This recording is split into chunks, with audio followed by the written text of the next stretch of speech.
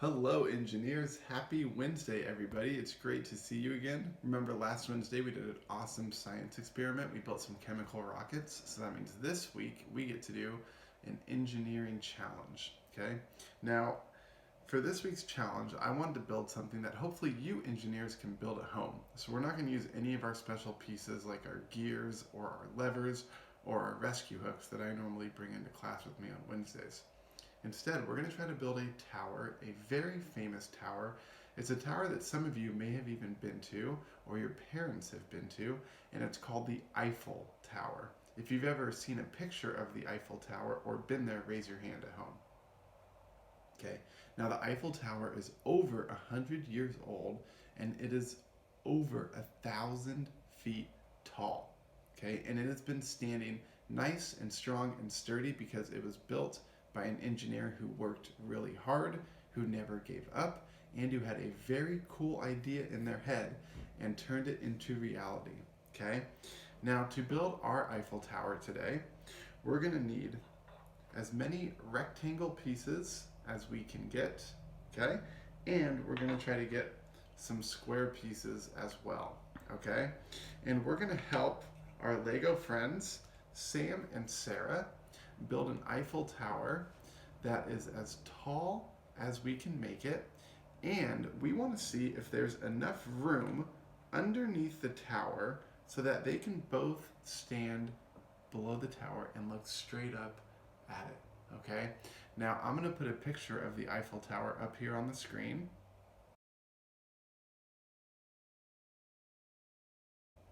Okay, and one of the cool things about the Eiffel Tower is that people can stand underneath it and get really cool pictures. Okay, so we're going to see if we can make our Eiffel Tower tall enough in the middle so that Sam and Sarah can stand underneath it. Okay, so I'm going to start with two of my foundation pieces. Okay, but we don't need to have those at home. It's okay if you don't. Okay, and we're going to start by putting one rectangle on each side so that there's 3 bricks showing on each side. Okay, engineers?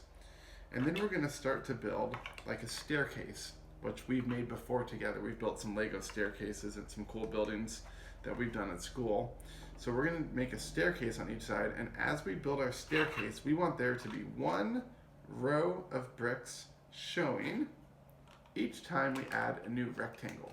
Okay, engineers? So we're going to have 4 pieces high on this side, and we're going to have 4 pieces high on this side. Okay, and that's starting to kind of look like our Eiffel Tower, okay, because we're having 2 separate foundations, and then we're going to connect them together right here with another rectangle piece. And when I connect them together, I'm going to put my fingers underneath to help make sure it's nice and sturdy.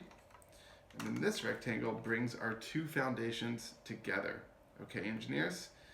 Now, we're going to take all the rectangles that we have. We want to build it as tall as we can get. Okay, engineers? And we're going to add 1 at a time. And every time I add a rectangle, I'm holding the bottom here with my other hand to help make sure it stays nice and sturdy. Okay?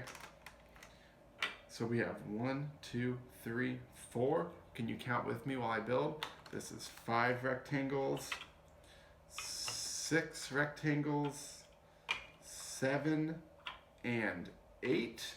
Now remember, you can use any color rectangles you want. Your Eiffel Tower does not have to look like mine.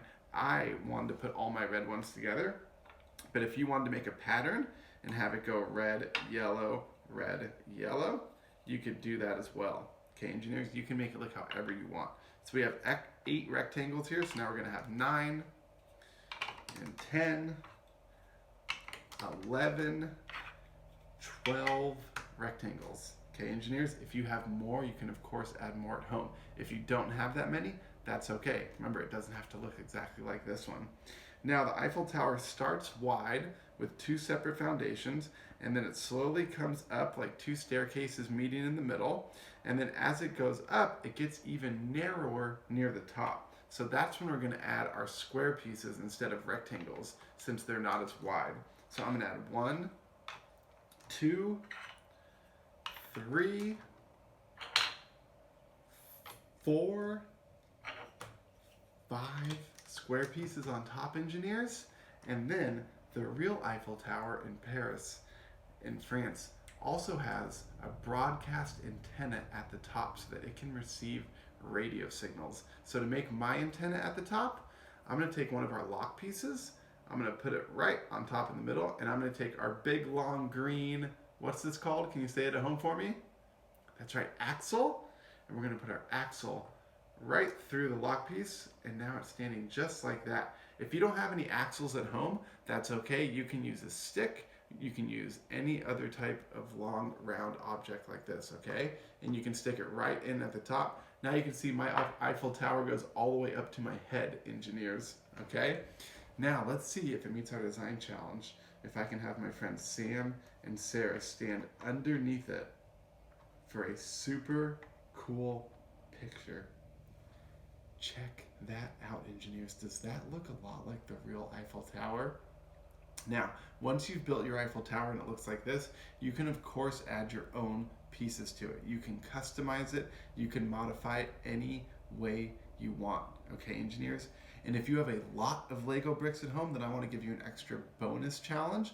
I want to see if you can make a tower that is even taller than you are. Okay, it doesn't have to look like the Eiffel Tower. It can look any way you want, but see if you can make a tower that's even taller than you are, and send me a picture because I want to see all these cool projects that you're building at home. Okay, engineers, remember that a lot of times I base my projects that I make on what kids have shown me that they make at home. Okay, so I would love to see a picture of the project that you built. Thank you for working so hard today, engineers, and I cannot wait to see you next week for an awesome science project. Have a great day.